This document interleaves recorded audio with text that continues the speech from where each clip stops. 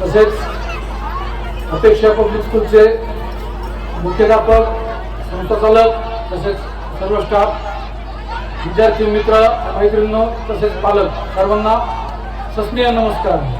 आज दिनांक 3 फेब्रुवारी 2026 रोजी आपल्या अपेक्षा विद्यालयाचा ॲन्युअल डे त्या निमित्तानं यापूर्वी आपण ज्या विविध स्पर्धा घेतलेल्या आहेत त्यामध्ये प्रथम, द्वितीय, तृतीय तसेच पार्टिसिपेशन यातील सर्व विद्यार्थ्यांना आपण बक्षीस वितरण केलेलं आहे। आज आपल्या शाळेतील सर्वच विद्यार्थी बक्षिसात पात्र आहेत। थोड्या बहुत फरकाने कोणी विजेता आहे, कोणी उपविजेता आहे। आज आपण जसं एका शाळेपुरतं मर्यादित स्पर्धा ठेवल्या होत्या, अशा स्पर्धा आपण आपल्या सिरसा परिसरातील सर्व शाळा मिळून एकत्रितपणे आयोजन करावं। त्यासाठी पोलीस दल तसेच स्थानिक प्रशासन आणि सर्व शाळा मिळून जे काही करणं शक्य आहे आपण करण्याचा प्रयत्न करू।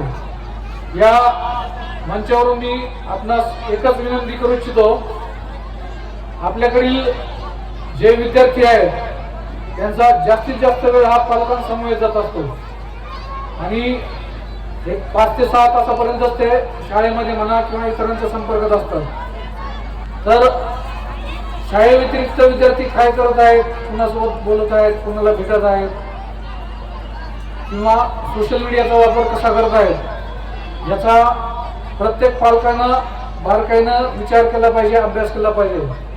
आपला पाल्य हा काही अनुचित घटकांना बळी तर पडत नाहीये, नको त्या माध्यमांशी आकर्षित केला जात नाहीये, तसेच तो इतरांशी वर्तन करताना कशा प्रकारे वर्तन करत आहे याची जशी शिक्षकांनी खातरजमा केली पाहिजे तशीच पालकांनी सुद्धा आपल्या विद्यार्थ्यांकडे पाहणी केली पाहिजे की विद्यार्थी आपले काय करत आहेत आणि इतरांशी कसं वर्तन करत आहेत। तसेच जर त्यांच्या वर्तनामध्ये अचानकपणे काही एक बदल घडला तर त्या बदल का घडला आहे याबद्दल त्यांनी शिक्षकांसमवेत, त्यांच्या मित्रांसमवेत चर्चा करून आपला पाल्य बिघडणार कसा नाही, वाया कसा जाणार नाही याची वेळोवेळी खात्री केली पाहिजे।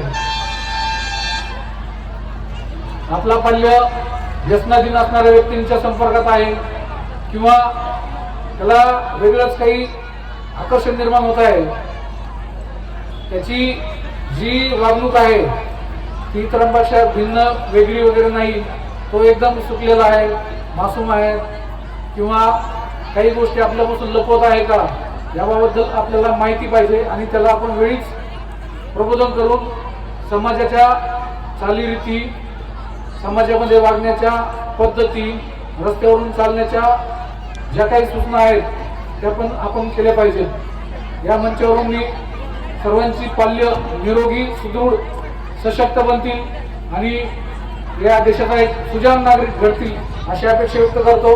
थांबतो। जय हिंद, जय महाराष्ट्र।